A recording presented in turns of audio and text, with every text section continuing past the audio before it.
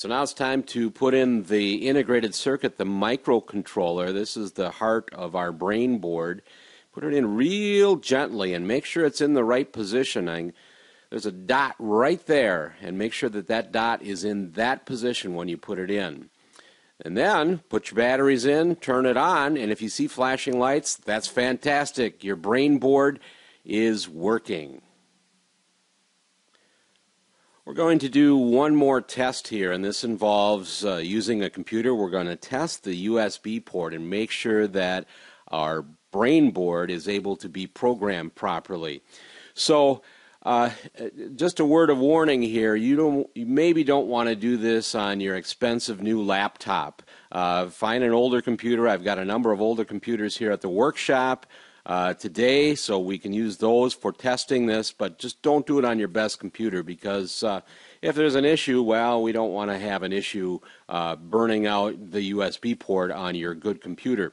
So let's use an older computer, and we're going to plug one end of our USB cable into the computer, the other end into the brain board.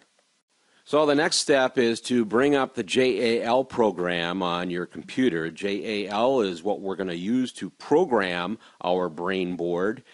So bring up JAL and go to File and open a file called Robot Test. Okay, Robot Test. Open that file, and we're going to attempt to download that pre-written program to your brain board.